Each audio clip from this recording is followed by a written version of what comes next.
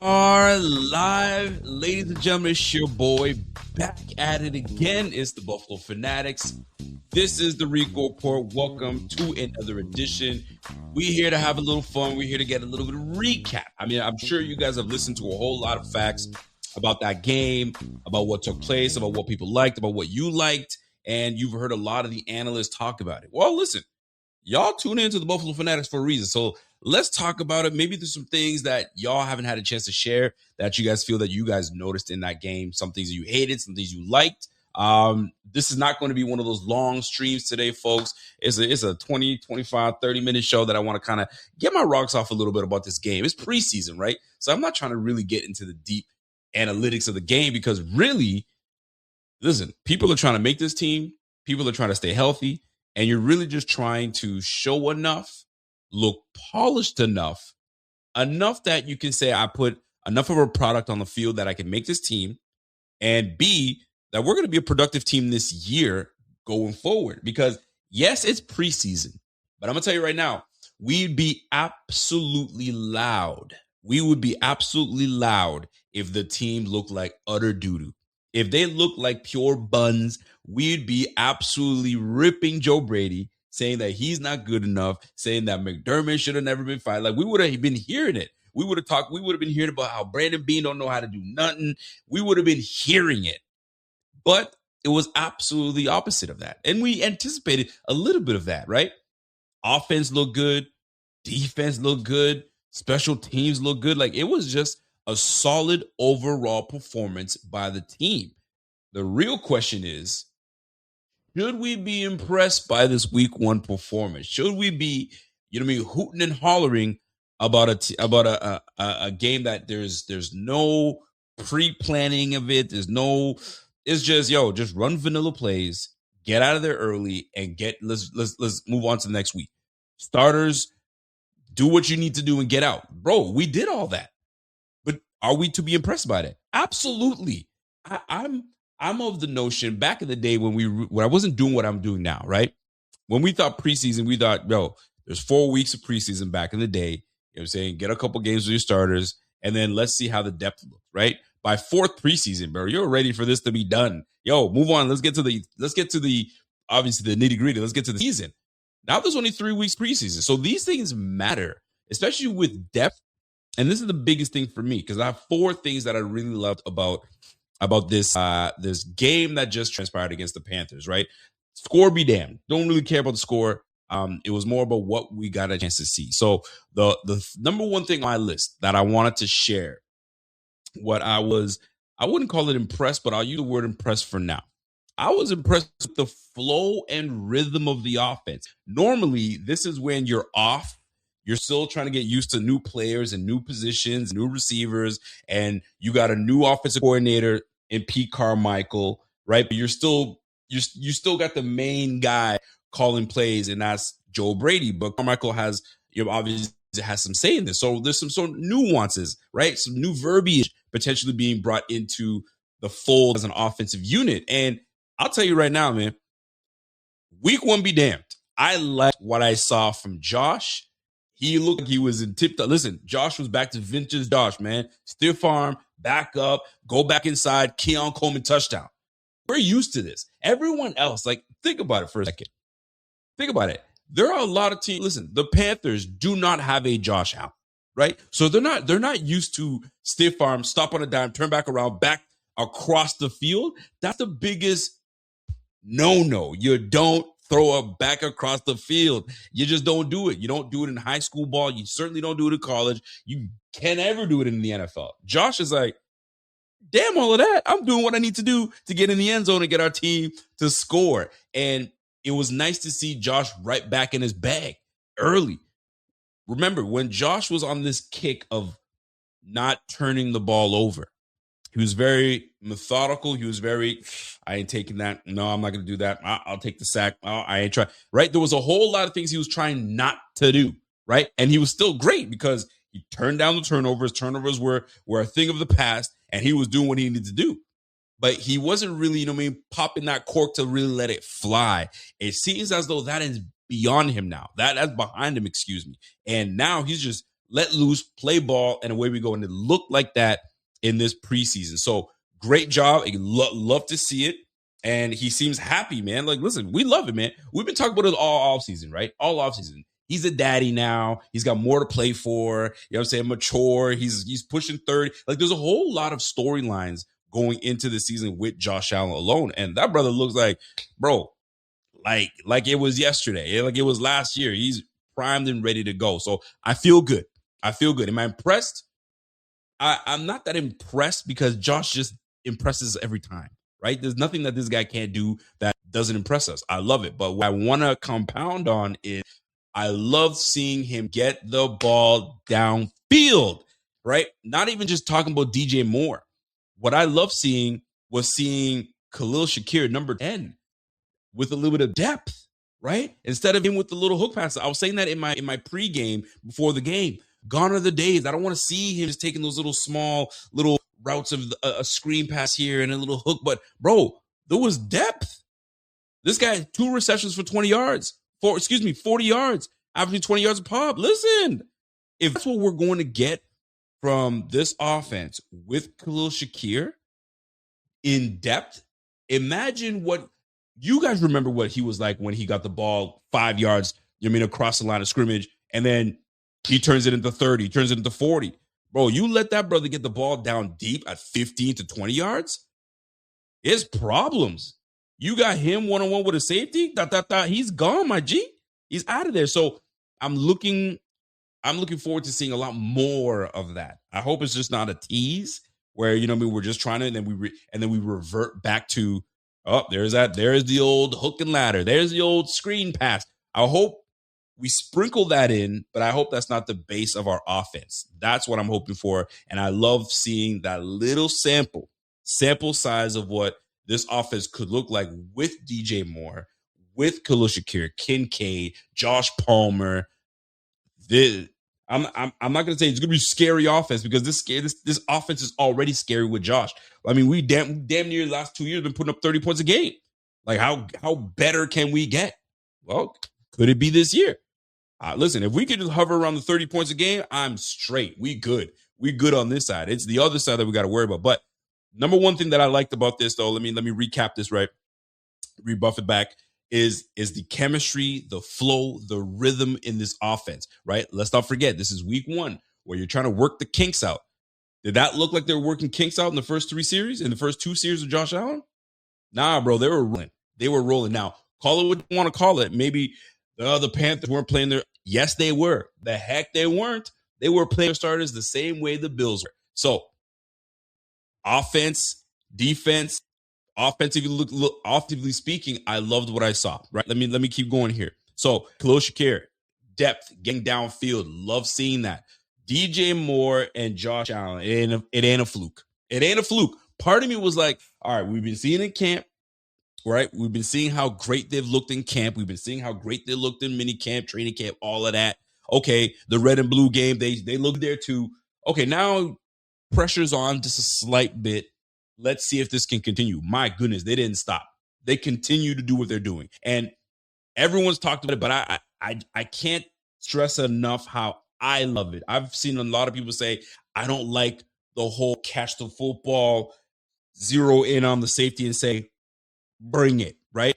Hell yeah, I love that because what that tells me is, I'm ready for the season to start. I need contact. I want to hit my own guys. I want to hit you. You come see me. Contact with DJ Moore. DJ Moore is going to be something special, bro.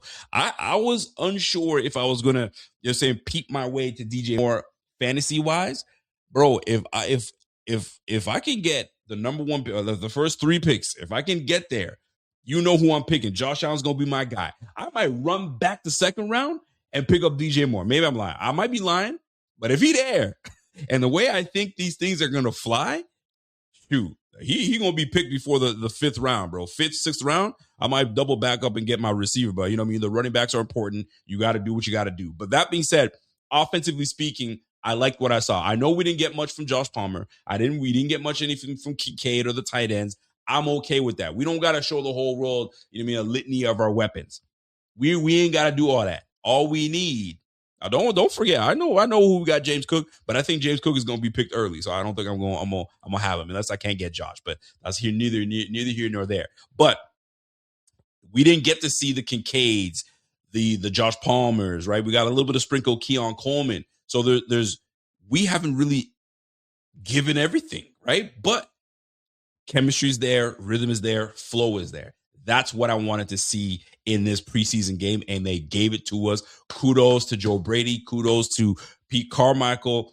Bro, they didn't just, vanilla dump here and out route there. And bro, they gave us a little bit of everything. We got a screen pass to my man Ray Davis, a nice smooth screen pass, might I add. Love to see it. We're going to see a lot more of those screen passes to the running back. I feel it this year. So welcome back to the offense, screen pass.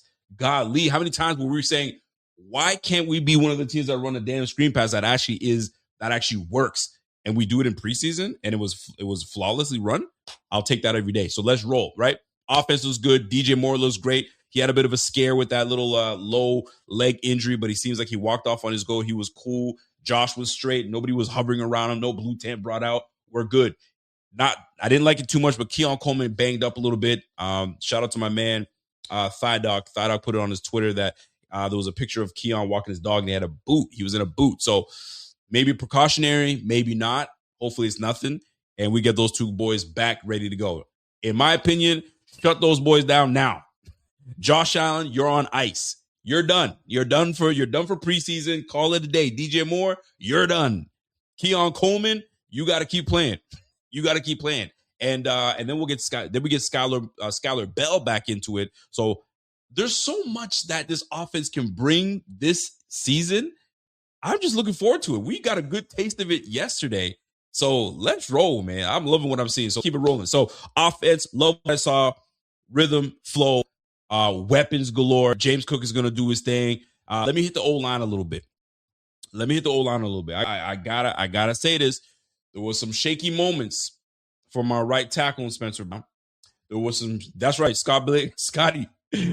Wrap those suckers in saran wrap and bubble wrap. Do what you need to do. Store them away until the season starts. Don't let them sniff the damn field. All right. But yeah, let me get to the O-line. O-line overall, great job, because depth to starters, it didn't really matter. We were able to run the football pretty decent. The team ran for 151 yards on 26 carries. Love what I saw from Ian Wheeler. Love what I saw from Frank Gore Jr., bro. This guy just runs the ball well. No matter how you slice it, he runs the ball well. He just has great vision. He may not be the fastest running back out there, but he just gets it. And that Ian Wheeler cat, UFL star running back, bro, we just have too much depth at running back on this team, man. We just Ray Davis, James Cook. Listen, we just got depth on this squad. And now you got Frank Gore, you got Ian Wheeler. I mean, we already got the three. We got Johnson already. We already have three straight running backs. And then you got Frank Gore he's going to be on the practice squad unless somebody scoops him. And then we got Ian Wheeler. Bro, depth at running back is unreal. And which brings me to this next point, right? The number one thing I loved was the offensive flow and all that stuff. Number two, Brandon Beane has clearly made it a thing to have depth on this team. You take a look at every position on his team, and there's at least, if one guy goes down, you can at least say this guy's good enough to play some ball. He's got some talent behind him. He's got some experience behind him. You go to the safety room, you got it. You go to the linebacker room, you got it. You go to the defensive line room, the defensive end room, you got it. The only place that I would say there's not great depth is at the quarterback position. I mean, all quarterback positions, once your starter goes down, unless you're the Ravens, you know what I'm saying? You can still kind of stay in it. But once your quarterback goes down, it's a wrap. With the Bills, bro, every other position I'm looking at, we got decent depth where you're like, okay, so if Bernard goes down, all right, Caleb Elarms or Dorian Williams, right? Joe Andreessen. And then you got Keontae Jenkins that's getting second team reps. So it's looking good. I'm going too far, by the way, but you guys understand what I'm trying to say here. Love what I'm seeing with the depth that Brandon Beane has made it a thing. Have the depth. Let's not worry with nothing to worry about it. He built the depth so he doesn't have to feel the hurt later. How many times were we middle of the season and we're like, golly, we're down to another corner. We got to go and sign one. We got to go and call Levi Wallace out. I don't want to have to go and call Dean Marlowe or Levi Wallace or who's of. I don't want that. We want to be able to have the depth that we have on the squad right now. Look at. If you're looking at this DB room, you got Max Harrison that when he returns, he'll probably be taking his starting role. Then you got Igmanosin. And then look at the corner that had a nice interception in the game yesterday. Kanai. I want to call him Carl Kanai, but, that shows my age a little bit. Kanai Walker coming through. I'm going to call him Carl Kanai Walker. You know what I'm saying? You got Carl Kanai Walker coming through as an undrafted rookie. And he's like, yo, I might crack this 53-man roster. So depth has been a problem for the Bills for a while, and Brandon Beane is covering his bases. I know we had issues when we drafted Jude Bowery. I know we had issues when we said, yo, we're going to drop Igmanosin. Second round? Man, we could have had this guy. We could have had that guy. Well, when you think about it, it's necessary. It is absolutely necessary. So good job with Brandon Beane with building that depth. Depth was going to be a big key, and you can see it right now. So kudos to my man, Brandon Beane, building that depth. I'll take that all day. So that's number 2 for me is a depth that Brandon Beane made very clear. I mean, look everywhere you look. Tight end, depth. Running back, depth. Receiver, depth. We got it like that. And let's keep it like that, right? Let's keep it rolling. All right. Number 3 for me. I took my note here. Let's go to the defense. Defense starting unit minus the safeties. Bro, they look good. They look good, man. They look good. They're running to the ball. They're wanting to stop the run. Defensively, quarterback was just uneasy. They couldn't complete a pass. I mean, listen, if you look back at what Bryce Young was able to do in that game, in the little time that he was on there, 3 for 5. He was absolutely uncomfortable. 3 for 5, 18 yards. He took a sack for 6 yards. Dude, there was no room for him to get going. I understand, right? There wasn't a whole lot of sample size. He probably wasn't in too long, but it doesn't matter. The time that he was in, they couldn't do diddly squat. They couldn't run the football. They couldn't pass the football. We were all over these boys, right? Starting unit, hell of a job. And we didn't even have our safeties in. Dude, I'm impressed. And what stands out to me the most, and I think everyone's talking about it, that's your boy Deion Walker, bro. Deion Walker, yo, the league done messed up. How y'all let this brother fall to us in the 5th is beyond me. This guy, just a year before that he got drafted, was supposed to be a first-round draft pick.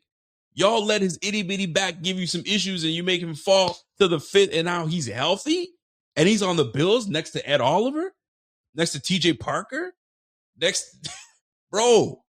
In a defense that's supposed to thrive and create pressure, did you see what this guy looked like in the little time that he was on the field? Sack, tackle for a loss, right on the nose, immovable object. Bro, I know people want to say, hey, man, he's not that guy. He's not a nose. Dude, he's 6'7", 350, if not more? In the middle like that? Bro, I'm all in. I'm all in. My chips are all in on this cat, Deion Walker. This guy's going to be a problem, and we thank the NFL for doing what y'all do, right? Whatever negative press was going around this guy's back, we'll gladly take him. That's why I don't want to poo-poo on Brandon Beane, because Brandon Beane could have said, yeah, I'm not taking him either. Nah, bro, he says, in the 5th, yo, we're going to grab that. And right now, he is going to be a problem in the AFC East. And now you got Ed Oliver, a healthy Ed Oliver. Now you have a bulked up Landon Jackson.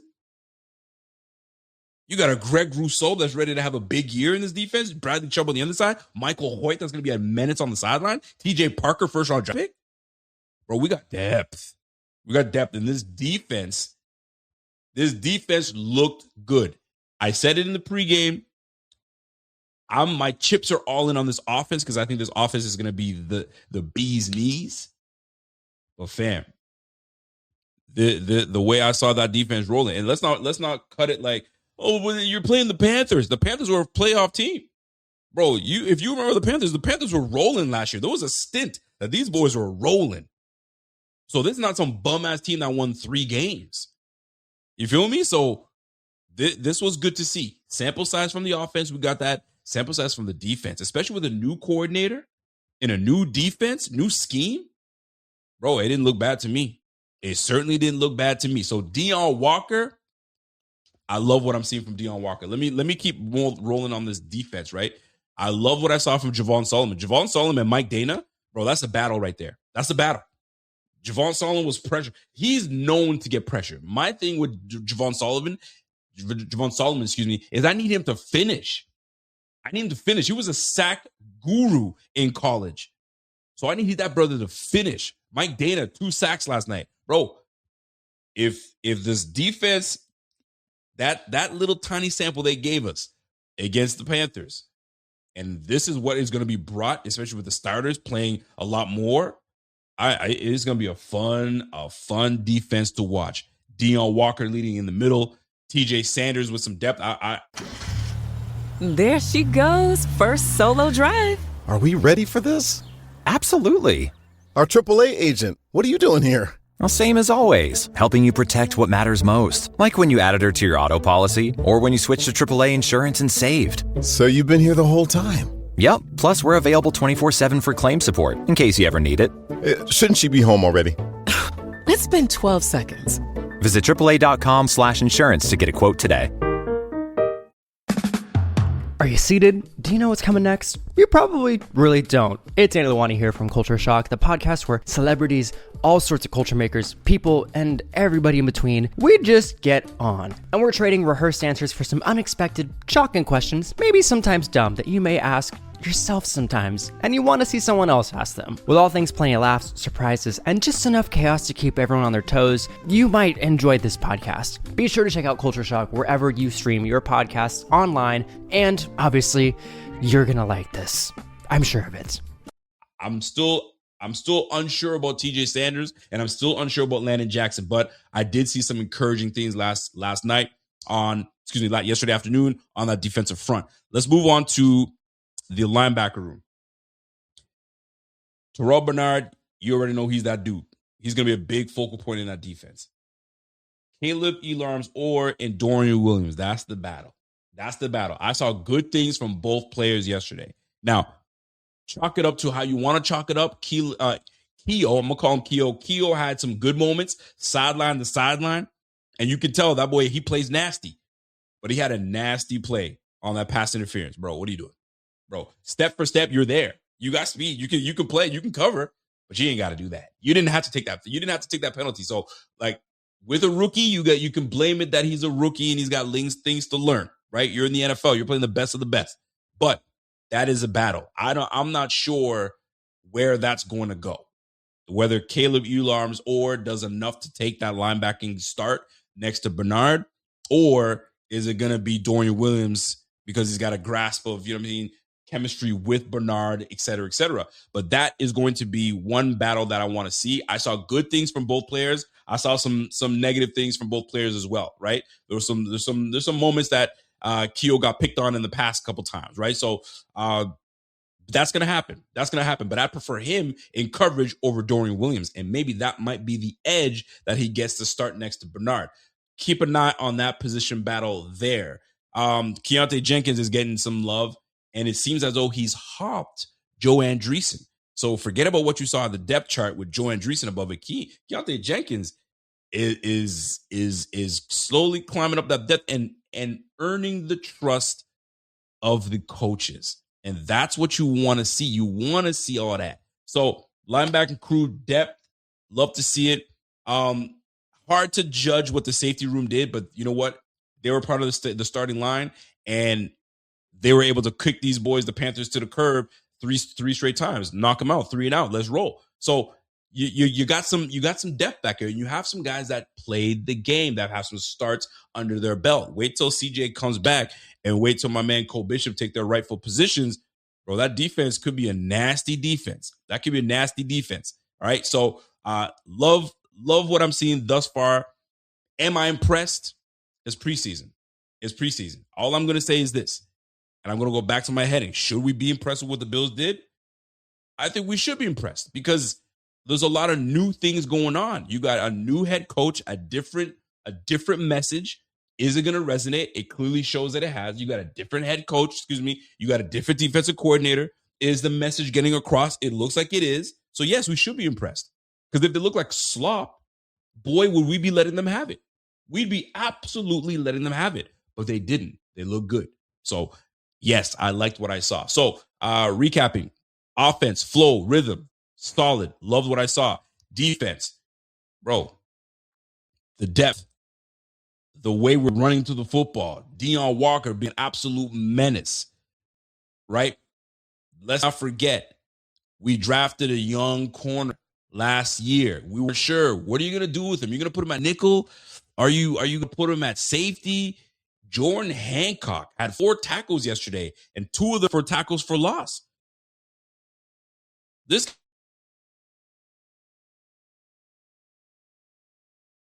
yesterday. So kudos to the Bills. Kudos to them showing some love to a Jordan Hancock. Jordan Hancock taking full authority of that position. And don't forget, you still got D. Alford. That's going to be battle over there. But the fact is, I got to go back to it. Depth. We got the depth, and that's what we want. So it's going to be a battle to try to get on that field. When you do get on the field, you better make the most of the time that you have when you get on that field. So defense, Deion Walker, even Dwayne Carter had some moments, right, that I liked seeing.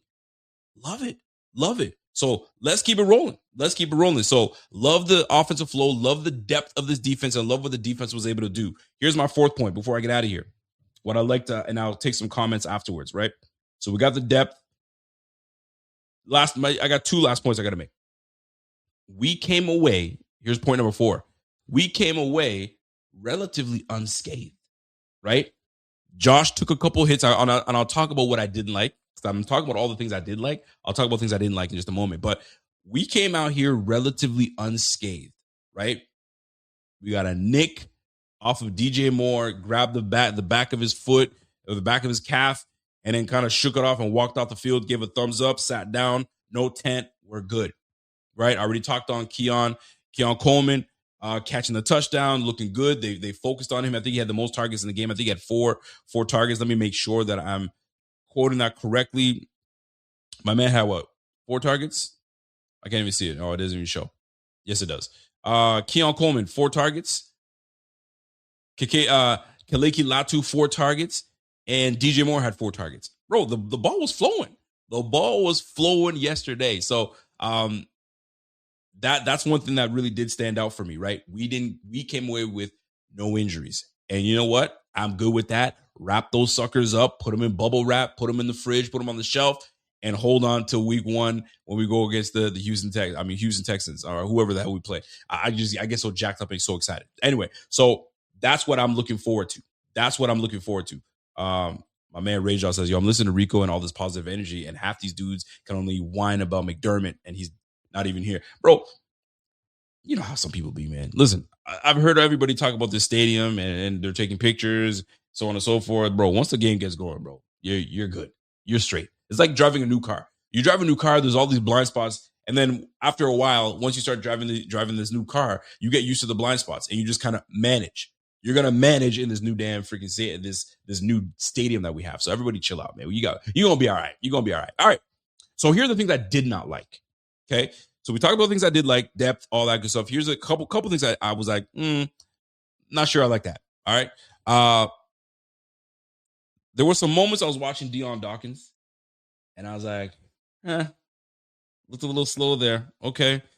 I know you do your thing. You're split wide a little bit from your right guard. I get that part. Cool. Your left guard, excuse me. But there were some moments where my man's hands were a little slow. You know what I'm saying? To let him get around, chalk it up to preseason. But it's something I did notice. I mean, he's 32. I'm not saying he's an old man now. I'm not. But he's 32 now. And he ain't 27.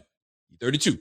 So are we seeing? I mean, it's too early to be talking about like that. But I did see some moments where I was like, bro, nah, you can't. And then Spencer Brown just got beat heavy by Phillips. It was just a great move by Phillips, but man, he just looked like his heavy hands got brought down and right around him. That eventually led to Josh Allen getting nicked and hit and brought down to the ground. That's the one thing I did not like, right? Getting beat is one thing, but getting your quarterback hit in preseason, that's what you're not. That's why you kind of hold your breath a little bit. You kind of hold your breath, right? There was a moment where Jalen Phillips came in and Josh was stiff arming him and keeping him away at bay and looking where to pass. And I was like, do not bring him down. Do not bring him down. And just gave him a shove. Whew. It makes you breathe a little bit and it makes you kind of go, okay, cool. And I didn't like seeing that. But that was a result of getting beat heavily, hard by Jalen Phillips. You're a starting right tackle making a lot of money. You can't, listen, you're going to win some, you're going to lose some. But the ones you lose, it could be the one that gets your quarterback done.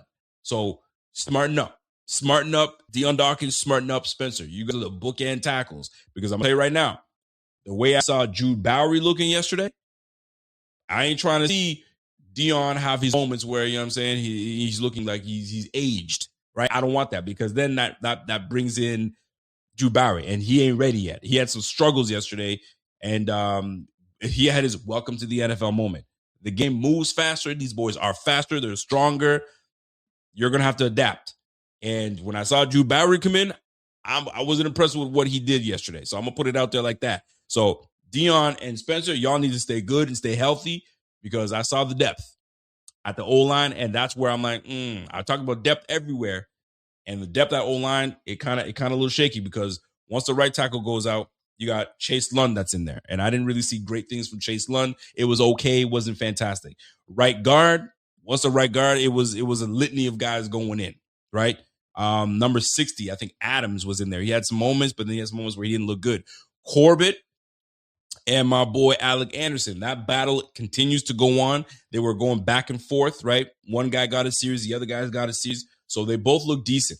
Overall, the O-line didn't do a bad job, right? We ran for almost 150 yards yesterday. So we didn't do a bad job at all. We gave Kyle Allen the ability to go 14 for 16, right? So we didn't do a bad job at all. But I did see some issues where I'm like, ooh, that don't look too good there. So paying attention to that clearly. All right. Was a couple things I didn't like. So that was one that I was paying attention to. There wasn't very much stuff. I looked at the field. Did the field look good to you guys from TV? Where I'm looking at the stadium, everyone's talking about the stadium, but the grass, it didn't look like plush green grass. Isn't that supposed to be natural grass? It kind of looked dry to me. I don't know. Maybe I'm being a hater, but like the dry grass, and then I was seeing at the end of the game, there was some guys doing maintenance on the grass. So I'm not a guy that knows grass too much, so forgive me if I sound like I'm a noob when it comes to that. But like the grass, my man Thaddeus kept on saying there's some dry spots or some dead spots. So hopefully that doesn't give us a problem, but we're away from turf, and I'll take that because if you look at what happened to Jamal Adams yesterday, trailing behind a receiver and got nicked up, torn ACL. So listen, I'll if the grass is what's going to keep us safe, I'll take it. You're off the grass right now. Yeah, I know. I gotta chill. I gotta chill. All right. At least it's not turf. You're right about that. All right. Last for me, I gotta bring this up because Tyler Bass, not bad. He had the missed field goal. We get that. I think it was like a long attempt that he missed, but altogether, 5 for 6? 5 for 6, extra points included. He went 3 for 4 on field goals. It's good to get his feet wet. And I'll take that. Why not? I love to see him get back into it, get his confidence back, and then go from there. He went 75%. Obviously, he went 1 for 1 from 20 to 29 yards, hit that field goal. 30 to 39, he hit that field goal, and then he missed that field goal from between a 46-yarder that he missed. So he missed that 43-yard field goal, right? And he went 1 for 2 from 40 to 49. So I'll take that, right? Hit your one from 20 to 29, 30 yards inside the 30-yard. We'll take that. 30 to 39, we'll take that. 40-yarder, we'll take that. And then we'll take the under 50. So it's cool. There was a moment that we could have had a 60-yarder, but then we got penalized and we got brought back. So not at the end of the world, but it's good to see him after a years long staying off on the sideline, getting back into it, kicking the football, and just getting under his feet again. So that'll be nice. One thing that, if you guys heard it on the broadcast, on the sideline, they even have a patch of grass for that brother to kick on. So you got the same conditions that you're going to have on the sideline that you're going to have on the field. I actually think that's really damn cool. But yeah, man, all together, not a bad week for the Bills. It looked good. It gives us an opportunity to talk. And there were a lot more good than bad that happened in this preseason game. Let's not forget, you have a very small sample to try to get as much out as possible on the field, on tape. So these next 2 weeks, we're going to focus a lot on these second stringers and guys that are kind of tail end and trying to make this squad. But I'm going to tell you, man, there's going to be some guys on the bubble. There's going to be some guys on the bubble because that Keon, when you look at the linebacker room, let me just take a peek here at the depth.